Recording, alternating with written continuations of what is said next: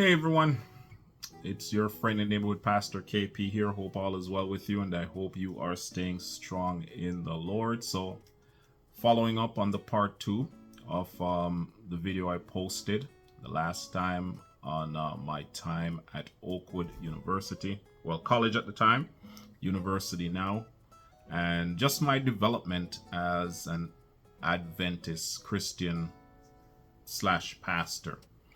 And giving you a little backdrop into who I am, as to who I am, and then we can go into some other things. I'm trying to get through this as quickly as possible. Got distracted a little bit with a lot of church work and all that, right?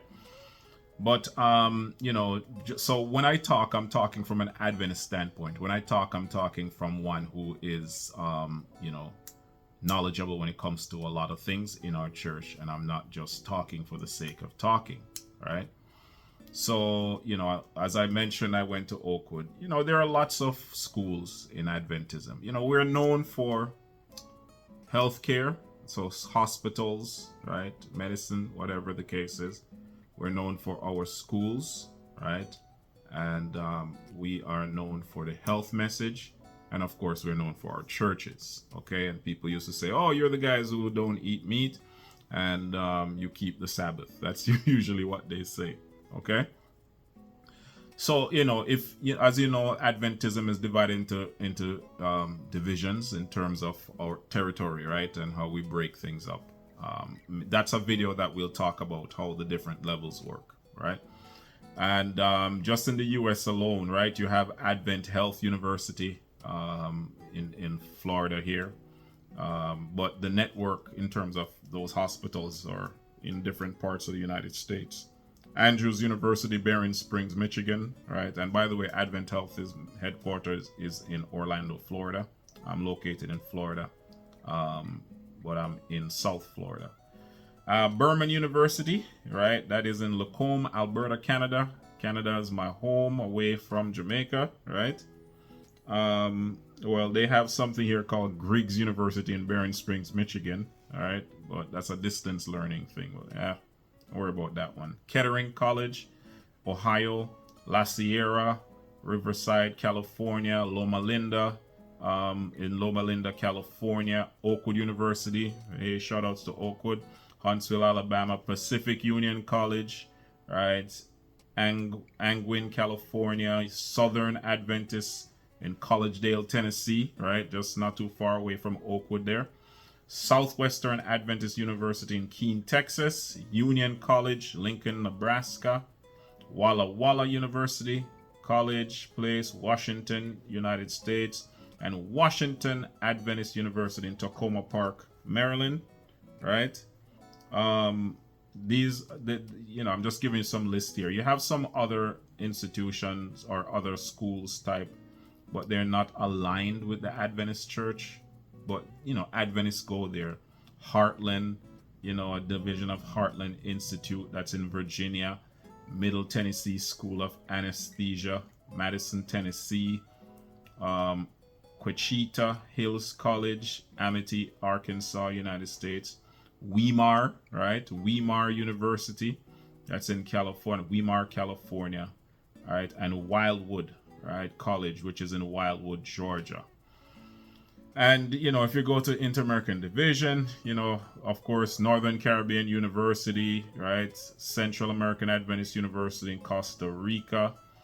You have them all over the place, right? University of the Southern Caribbean, Maracas Valley, Trinidad and Tobago.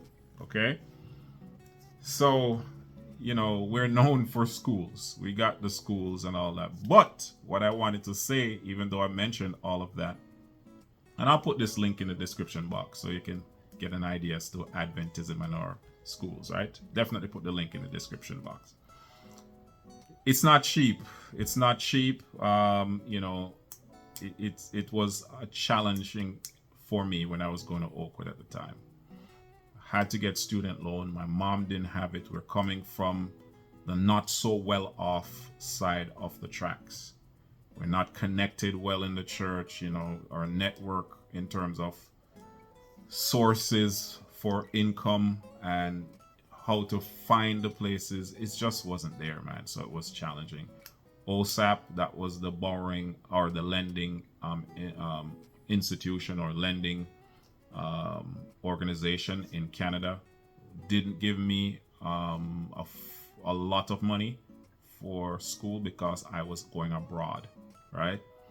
It's very stressful. You're trying to buy books. You're trying to financially clear every semester. Some people can do it for a year because they got the financial backing, man. You don't have a car, you know, you gotta, you know, clothes and shoes and all these things, man. You're living from hand to mouth. And, you know, when you're trying to focus on school, that financial side is terrible. It's embarrassing having to walk into these lines. Everybody's asking you, are you cleared? Are you cleared? Are you cleared? You know, if you're in the class and you're not financially clear, the teacher will tell you, will such and such, will Kenton, please see me after class. And everybody knows once the teacher says that, they're taking roll, they see that note on their on their attendance sheet.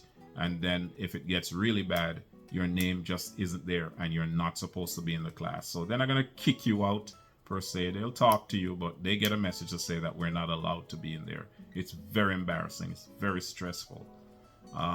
If your child or children isn't mentally able to handle these things and you know them better than anyone else, it's gonna be a significant problem. Okay?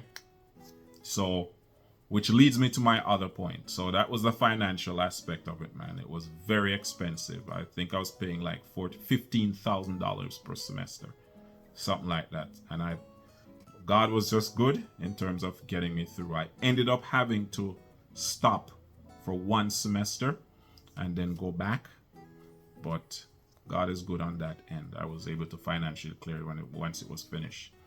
You got to be grounded. Make sure you got to be grounded. This is my other point. Stay grounded. I had some good grounding. People talked to me, encouraged me, told me to stay in the Word. You know, have a relationship with God for yourself. Think for yourself. You know, there are lots of things happening. There are lots of things going on, man. And I wasn't exposed to it. Like I said, I was just this shy kid from Canada. You know, academically, I didn't think I was up to par. And, you know, people had more than I. So there are lots of things that made me shy and intimidated. And, you know, there are people jockeying for your attention and want you to become a follower. But, you know, I stuck to myself in that I made sure to think and look for people whose personalities are genuine. You know, you have to spend time watching them and hanging with them to see if they're good friends or not. And I got some good friends, man. Shout outs to you know, all of these individuals that know me, that I went to Oakwood with. You know who you are. Let me not say anything, but you know who you are.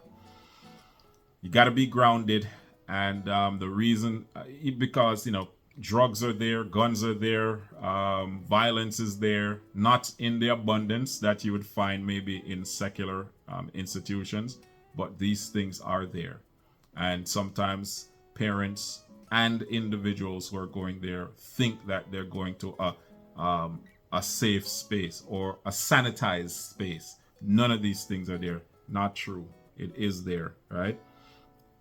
The campus has a lot of spiritual things. It is a spiritual campus, but we're surrounded. We're living in the world, right? The school is in the world, and there are clubs and, you know, other secular schools that are drawing attention. You know, a young man may see a nice looking girl and vice versa, you know, at our schools, and you have all pregnancies, you had all type of things there. So if you're not grounded, and parents, you know who your child or children are. And before you send them off, you got to make sure that this is in the right place, or else you're going to send them there and you're going to spend thousands of dollars and they cannot complete a year or a semester because it's just too overwhelming for them. You just have to maybe give them a year to just settle down, you watch it, and then you decide how you're going to approach it. With much prayer, of course. If God is leading, then, you know, you're good to go.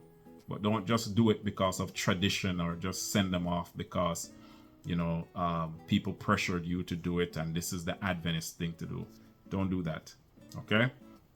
So you got to be grounded before you go. Make sure your child is grounded, or if you're listening to this and you are a potential student or you are there, stay grounded in God. All right. You're going to find extremes, which leads me to the other point. You're going to find extremes there. I found, when I was there are arguments over Ellen White and her relevance. And why are we not using enough of Ellen White? And it was constant. Somebody, you got the versions, King James versus the NIV and the ESV. There was just so many different religious wars. And I was just taking it all in, making notes, trying to figure out what is going on while you're still studying and all these different things. Vegans versus vegetarians, vegetarian versus meat eaters, and vegan versus meat eaters, and are you going to heaven if you eat meat, or who's gonna get translated? It was just righteousness by works, righteousness by faith. These individuals who believe the holy flesh movement, you eat and you're holy. You dress a certain way. Dress reform is a part of the righteousness by works movement, and all type health reform, dress reform, this reform, that reform, all these extremes constantly, right? And some people got caught into it and they ended up having to leave the school because they couldn't maintain the things that they ended up going into, or they just didn't have the money to continue because they left school and they were trying to come back saying that God is going to come soon. What else was there? I mentioned liberals versus conservatives, right? Which church is the liberal church? Which church is the conservative church? Which pastor is the liberal pastor? Which pastor is the conservative pastor? Who should I align myself with? All of these things, man, happened while I was there, right? And, whether it's any of the schools that I've mentioned before, it is, something that you're going to find at these schools. These are religious based and we have our problems, right?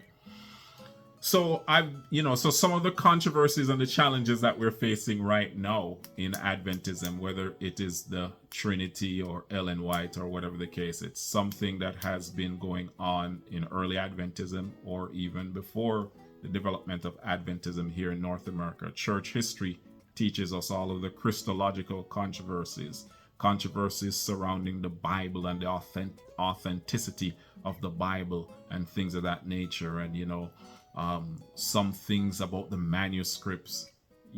I'm telling you, man, it was an interesting time. So I'm familiar with the controversies, the problems. I'm familiar with all of the different things that we're having. As a matter of fact, I take the time to listen out for them so that I can provide some help and some insights to individuals and give them the proper guidance as well. All right, I'm not going to make this video any longer. Just wanted to share this background, my time at Oakwood, right? Just to let you know, I'm an Adventist. I'm an Adventist pastor, and I've had the coaching, I've had the training, and I thank God for where I am at now. I hope you're blessed by this video. Remember to like, share, subscribe, leave a comment as well. Hit the notification bell. The Silent Majority. This is the YouTube channel, The Silent Majority. And chime in, man. Chime in terms of anything that you would like to, mention or contribute to what I said. Stay blessed. Only what you do for Christ will last. Peace.